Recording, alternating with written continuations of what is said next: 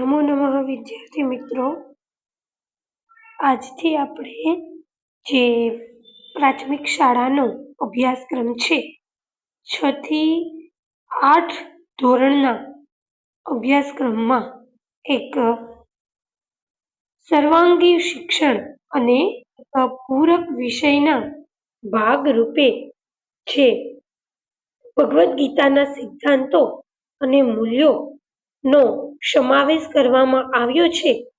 તેના અનુસંધાને આપણે આજથી જ ભગવદ્ ગીતાના જે શ્લોકો છે, જે તેનો અર્થ છે, તે જાણવાનો પ્રયત્ન કરીશું.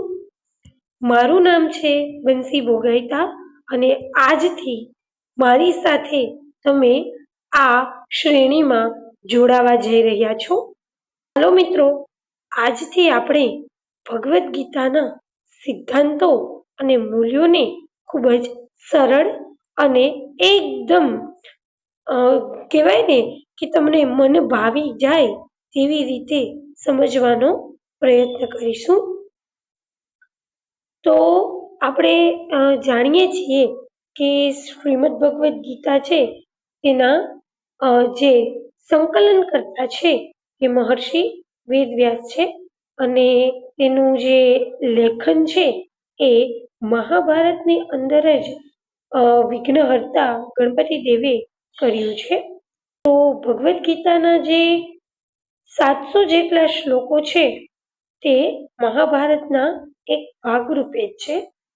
તો સૌપ્રથમ આપણે મુનિવર વેદવ્યાસજીનો પરિચય મેળવીશું.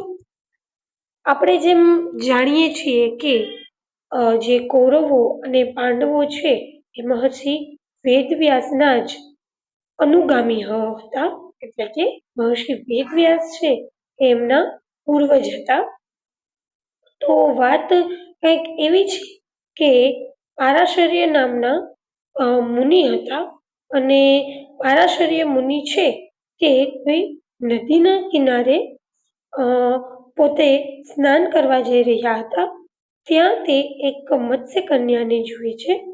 મત્સ્ય કન્યા છે એના રૂપ સૌંદર્યથી મુનિવર આકર્ષિત થઈ જાય છે અને મુનિવર તેમને પોતાની સાથે લગ્ન કરવાનો પ્રસ્તાવ મૂકે છે, પરંતુ તે તેમની સાથે રહેવા માટે રાજી નથી થતા.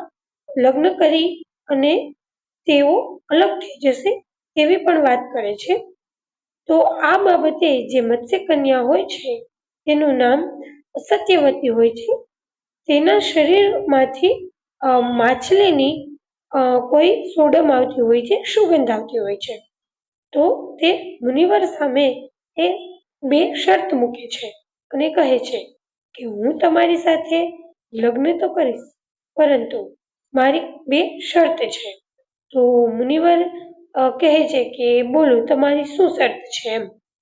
તો સત્યવતી કહે છે કે એક એ મારા શરીરમાંથી જે આ માછલીની સુગંધ આવે છે તે કસ્તુરીની સુગંધમાં પરિવર્તિત થઈ જવી જોઈએ, અને બીજી મારી એ શરત છે કે આપણા જે પરણય પછી મને જે સંતાનનો જન્મ થશે તો તેના લીધે મારું કૌમાર્ય નાશ પામશે. તો હું એવું ઈચ્છું છું કે મારું કૌમાર્ય નાશ ન પામે. મુનિવર તેમની આ 2 શરતોને સ્વીકાર કરે છે અને પછી તેમનાથી તેમને જે વેદવ્યાસજી છે એમનો જન્મ થાય છે. વેદવ્યાસજી નામના પુત્રનો જન્મ થાય છે સત્યવતીથી. પરંતુ જે સત્યવતી હોય છે તે તેમને દ્વૈપાયન એટલે કે દ્વીપ ઉપર છોડી દે છે. દ્વીપ ઉપરથી તેમનું નામ દ્વૈપાયન પડ્યું છે. તે વેદવ્યાસ જે હોય છે તે તેમના જન્મ સમયે ખૂબ જ શ્યામ હોય છે, ખૂબ જ કૃષ્ણ હોય છે. તેથી તેમને કૃષ્ણ દ્વૈપાયન કહેવામાં આવે છે. એક તો એ કૃષ્ણ હોય છે અને જે સત્યવતી છે એમને દ્વીપ ઉપર જન્મતાની સાથે છોડી દીધા હોય છે. એટલે વેદવ્યાસજી છે તેમનું મૂળ નામ કૃષ્ણ દ્વૈપાયન આવી રીતે ઉદ્બોધિત કરવામાં આવે છે. આ ઉપરાંત જે મહાભારત નામનો ગ્રંથ છે તેઓ ગણપતિ મહારાજની સહાયતાથી સંકલિત કરે છે. તો જે મહાભારત નામનો આપણું મહાકાવ્ય છે તેમના જ એક ભાગ સ્વરૂપે આપણે ભગવદ્ ગીતા નામનો નવો ગ્રંથ મળી આવે છે, જે ભગવાન યોગેશ્વર શ્રી કૃષ્ણ અને તેમના સખા કહીએ, મિત્ર કહીએ કે પછી શિષ્ય કહીએ એવા મહારથી અર્જુનના મનમાં ઉદ્ભવેલા પ્રશ્નોનું નિરાકરણ સ્વરૂપે અથવા તો તેમને પ્રેરણાદાયી સંદર્ભ સ્વરૂપે મહાભારતના ભાગ સ્વરૂપે રજૂ થયેલું છે, જેનો આપણે પરિચય મેળવવા જઈ રહ્યા છીએ.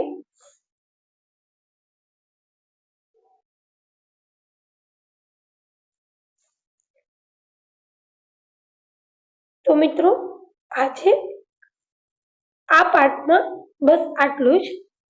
આપણે નેક્સ્ટ વિડીયોમાં ભગવદ્ ગીતાના પ્રથમ એકમ એટલે કે ધર્મક્ષેત્રે કુરુક્ષેત્રે સાથે આપણા અભ્યાસની શરૂઆત કરીશું અને લાસ્ટમાં જતા મહર્ષિ વેદવ્યાસની આપણે સ્તુતિ કરીએ.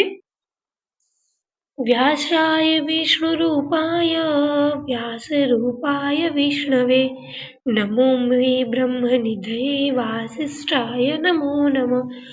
नमोऽस्तु ते व्यास विशालबुद्धे फूलारविन्दाय तपत्रनेत्रं येन त्वया भारततेलपूर्णः प्रज्वालितो ज्ञानमयः प्रदीपः.